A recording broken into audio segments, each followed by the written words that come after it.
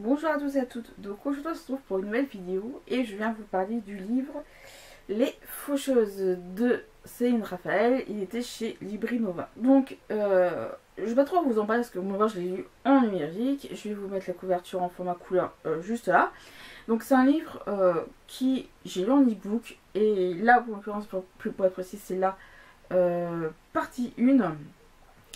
L'auteur m'a proposé également de lire la partie 2 que je pense peut-être vous parler prochainement parce que ça vu que j'ai bien aimé ce tome-ci, je pense que le tome devait être assez intéressante. Alors pour commencer, ne vous faites pas la couverture parce que je vais justement vous parler du résumé.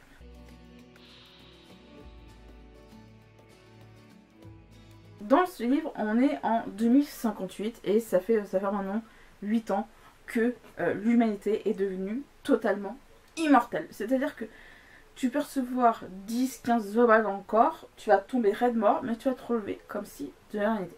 Donc ça fait 8 ans que le monde est totalement immortel, on ne sait pas pourquoi l'humanité a acquis, enfin on ne sait pas plus précisément comment l'humanité a acquis cette immortalité. On va suivre dans ce monde-là Rognard qui a recueilli 18 ans plus tôt un bébé qui va appeler Tico. En fait, les parents de Tico sont morts dans un incendie quand il était bébé. Rognard, justement, enquêtait sur l'incendie qui a tué sa famille, la famille de Tico, et donc il l'a recueilli. Donc on va suivre ces deux là. Et à côté, on a également Luna et Zina. Elles ont voulu faire la même chose parce que Luna va recueillir Zina, qui est la fille de sa meilleure amie, enfin de la meilleure amie de Luna, pardon. Qui, pareil, quand Zina était bébé, ses parents sont eux aussi morts dans un incendie. Je veux dire, c'est quoi le rapport? On n'y est pas encore. Et donc, évidemment, au début du roman, Rognard et Luna sont en couple. Ils vont donc devoir faire un document pour faire une cohabitation paisible. Parce que, évidemment, qui dit immortalité pour tout le monde, pour l'humanité, fait que maintenant on est les uns sur les autres en termes d'être humains. Et évidemment, il faut qu'on réaménage le tout pour que tout le monde puisse vivre sans forcément se marcher les uns sur les autres. Bref, Rognard et Luna proposent ça, enfin, ils imposent ça à leurs enfants adoptifs parce qu'ils sont en couple. Rognard est flic et Luna est thérapeute. Attends, ça j'ai déjà précisé. Pour ça, une chose, c'est que pour Rognard, en tant que flic, les priorités ne sont plus les mêmes. Je vais en parler plus tard dans la vie, dans mon avis, parce que aujourd'hui, les petits crimes, enfin même les crimes de manière générale, ne sont plus punis comme avant. Avant 2050, tu tuais quelqu'un ou tu agressais quelqu'un, tu pouvais faire de la tôle.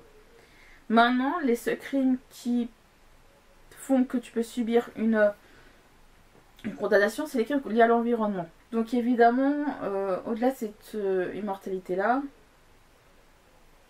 cette nouvelle famille, si je peux dire, va devoir s'adapter à ce monde-là et au fait de devoir habiter tous les quatre alors qu'il peut y avoir des divergences au sein de cette même famille. Bref, au fil du temps, Rognard et Luna se marient, les deux partent en lune de miel contre le système qui normalement est censé leur interdire parce qu'ils partent en road trip. Et quelques temps après le début de leur road trip, Rognard et Luna, ça va pas bien se passer. Parce qu'on va apprendre que lors de leur road trip, dans un hôtel où ils étaient censés héberger, l'hôtel où ils logeaient est incendié. Sauf que, évidemment, Rognard et Luna sont immortels, comme tout le monde, sauf qu'on ne les retrouve pas. Ils ont donc disparu. Donc à partir de là, ça se compliquait. Et donc, Tico et Zina vont tout simplement partir à leur recherche en étant de parfaits clandestins.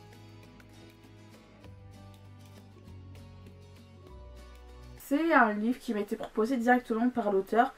Voilà, moi qui suis pas très thriller SF, qui en lit pas spécialement comme vous pouvez le voir, quand lit même très peu, j'étais assez contente de pouvoir un peu diversifier ce que je lis. L'histoire est assez prenante, mais si au début ça part un peu lent, ce qui est normal parce que, comme j'ai dit, c'est une partie 1, mais ce qui est important pour tout remettre en place, et notamment pour bien comprendre dans quel monde on vit, pour tout mettre en place. Surtout que quand Tico et Zina vont devoir partir à la recherche de Rognard et Luna, on va comprendre pourquoi ça peut être très chaud pour eux de partir à la recherche de leurs parents adoptifs. Car comme je l'ai dit dans le résumé, c'est un monde où l'humanité est totalement immortelle.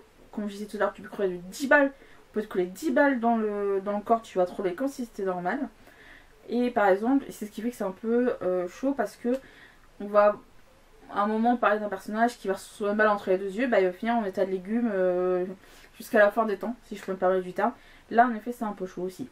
Et c'est ce qui fait qu'également, vu que le monde est immortel, les gars n'ont plus lieu d'être en fait, parce que à quoi bon se taper dessus si tout le monde est immortel, parce que ça sert à rien en fait, tout simplement. En plus de ça, les pays n'existent plus. Vu que voilà, tout simplement. Et en plus de ça, le concept de religion a été aboli. À quoi bon croire en un dieu, une vie après la mort, si évidemment tu peux pas mourir, car et évidemment tu n'as plus peur de la mort. Parce que justement la mort n'est plus dans ce genre d'équation. En plus de ça, qui dit immortalité, dit que si l'humain se reproduit, on est les uns sur les autres. Il y a eu cette idée au début du livre, c'est ce truc que le truc de l'enfant unique, le fait qu'on disait le truc de cohabitation paisible, vu que sont censés créer des bâtiments en hauteur pour que tout le monde puisse s'y loger. Et comme je disais tout à l'heure, en plus, ce qui est dur, c'est que le truc où tu peux être le plus connard des fils de chien, enfin excusez-moi de vocabulaire, tu peux être le plus vil des criminels, tu seras jamais condamné dans ce monde-là, parce que les seuls crimes pour lesquels tu peux être condamné, c'est les crimes envers l'environnement. Vu que l'être humain va pulluler, vu que la mort n'est plus là pour réguler le nombre d'êtres humains, en fait, les ressources sont très limitées. C'est ce qui est fait que, par exemple, tu peux pas utiliser de véhicules. Les seuls véhicules qu'ils peuvent utiliser, c'est des véhicules de fonction. Pompiers, policiers, ou par exemple ceux de conseil planétaire, etc. Donc, c'est pas monsieur et madame tout le monde qui veut se permettre de dire, vas-y, on prend les transports en commun, parce qu'il y en a plus du tout non plus. Donc c'est vraiment toute une économie qui est autre. Donc évidemment c'est ce qui fait que c'est des véhicules qui sont pas utilisés parce qu'évidemment le pétrole etc tu peux plus te permettre. Donc c'est ce qui fait que oui, les crimes contre l'environnement sont les seuls crimes pour lesquels tu peux être jugé. Et c'est un peu un point que je trouve assez intéressant dessus, c'est le truc de dire tu dois faire attention à tes propres ressources, y compris vis-à-vis de l'électricité. Couvre-feu 21h, en hiver il fait noir. Tu te démerdes. Et ça, je trouve que ça en fait un peu écho à notre actualité avec le changement climatique. Ça, c'était assez tôt de mettre ça en point de vue. Et c'est ce que je disais dans le résumé, c'est que Tico et Zina partent à la recherche de leurs parents adoptifs, mais il ne faut pas qu'ils soient chopés, parce que s'ils sont chopés parce qu'ils repartent à la recherche de leurs parents en étant dans un véhicule alors qu'ils n'ont pas le droit, casse le nom. Donc ça, c'est un peu faut être très vigilant, ils doivent être vigilants là-dessus. Et en parlant de tout ce qui est criminalité, c'est un point qui est aussi recensé, c'est un truc qui est recensé. C'est le registre général, c'est-à-dire que vous pouvez avoir accès à tout ce qui me concerne moi, je peux avoir accès à tout ce qui concerne vous, et ça c'est vraiment intéressant, c'est un plus parce que tu dis comment tu peux faire confiance à tout le monde si justement tu dis tu peux savoir si la personne était un criminel en allant vérifier son registre, voilà, tandis que quand la personne inconnue te parle, si tu sais pas s'il est potable ou pas, tu peux pas le savoir vu que tu peux le savoir en avoir son registre. Et je trouve que c'est un peu malsain de se dire maintenant on peut tout savoir sur tout le monde. Voilà, il n'y a plus cette notion d'intimité. C'est des sujets évidemment tout ça qui laissent à réfléchir parce que je ne veux pas attarder de l'environnement, mais on parle notamment de et également de commettre des crimes, le fait qu'il y en a certains, c'est des criminels en puissance, ce fait de dire tu peux te permettre d'agresser qui tu veux où tu veux, tu peux violer une femme, tu seras pas accusé. En gros, c'est donner les pleins pouvoirs à certaines personnes et pas à d'autres. Ouais, ça c'est un peu chaud aussi, quoi, par exemple. C'est pour ça que c'est des sujets qu'il faut laisser réfléchir. Le cas de l'immortalité, je veux dire, il y en a certains qui vont plus craindre pour leur vie. Parce que ce truc de. Dans tous les cas, tu peux te faire tabasser tout ce que tu veux, tu seras quand même beaucoup en vie. C'est comment on vivrait si on devenait réellement tous immortels. Comment on va le gérer? Est-ce qu'on arriverait à s'adapter au fil du temps? Ou au contraire, est-ce qu'on ne deviendrait pas tous maboules sur le fait de ne pas pouvoir mourir? Je vous parlais tout à l'heure d'un personnage qui finissait en état de légume pour jusqu'à la fin des temps parce qu'il ne peut plus réagir parce qu'il s'est pris une balle en pleine tête. On a un personnage à un moment qui a parlé du fait qu'il a un cancer en stade terminal. Là, évidemment, il ne peut pas mourir, le pauvre. Il dit oui, enfin en plus de ça, c'est une personnage, il dit tuez-moi, je reviens de ma femme, je ne peux plus vivre dans ces situations-là. Je me dis, il y a quoi devenir fou en fait. Et donc, oui, c'est un truc qui laisse à réfléchir. Le côté recherche, thriller un petit peu sur le truc par rapport à l'enquête que va faire Tico et Zina pour rechercher leur parent adoptif, parce que le truc c'est que Évidemment, Roniard et Luna sont des personnes majeures vaccinées. Ils ont fait un road trip, donc il faut qu'ils assument leur truc. Le truc c'est qu'on est comme Tico et Tina, on n'a pas les éléments sur ce qui leur est arrivé.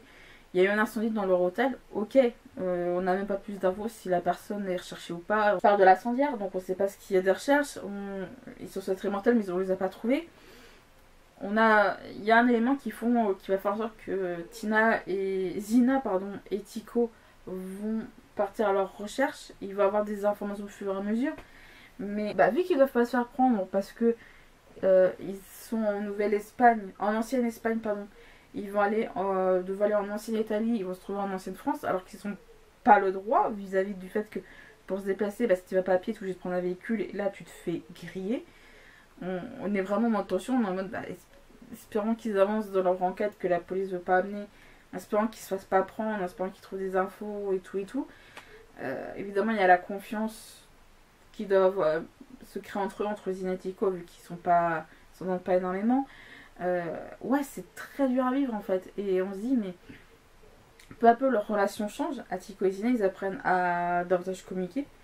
Eux qui étaient en froid au début, à devoir se faire confiance. Et c'est plein de petits trucs comme ça qui dit que ça avance, parce qu'on se dit, chacun va toujours avoir ce truc de réflexion, de dire, c'est la bonne piste, est-ce qu'on peut vraiment faire confiance à cette piste et à la personne qui nous l'a donnée. C'est vraiment, ça amène une tension en plus, parce que à chaque fois que tu as un petit truc en plus, tu te dis, est-ce que c'est... ah bon, sérieux, c'est possible ça? Et plus tu avances, plus on imagine mille et un scénarios de ce qui a pu arriver à Luna et Roniard. Et en fait, faut lire le livre pour comprendre, parce que je vais pas tout vous dire, mais on se dit, mais on est comme Tico et Zina, on veut savoir ce qui s'est passé. C'est un livre, je sais pas pourquoi, mais ce qui est bien pour l'ambiance un peu automnale. Bon, il y a un peu le sujet vis-à-vis de la... je sais pas, du côté peut-être fête des morts, aussi en début novembre, mais vu que même ils sont immortels dedans. Je vous ai parlé tout à l'heure des incendies dans lesquels Tico et Zina sont des rescapés. Il y a un lien. Je dis c'est pas bête, mais c'est important dans le roman, je vous laisse découvrir en quoi. Pour ça, il faut lire le livre. Mais en tout cas, c'est bien de se dire, il y a peut-être potentiellement cette disparition cache peut-être autre chose. Et c'est ça que j'ai beaucoup, je crois, le plus aimé dans le roman.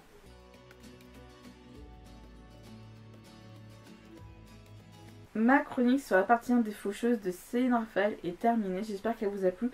Je suis désolée si la chronique paraît décousue, mais c'est très dur de vous en parler sans en dévoiler pas mal. Comme je dis, c'est pas un genre que j'explore beaucoup, donc je ne sais pas comment l'aborder, ou j'ai du mal à l'aborder, mais je vous conseille vraiment de lire ce roman, juste au moins pour vous en faire un avis. Mais en tout cas, moi j'ai beaucoup aimé ce roman-là, j'ai hâte de lire la partie 2, en tout cas c'est prévu. Et sur ce, je vous dis donc à la prochaine.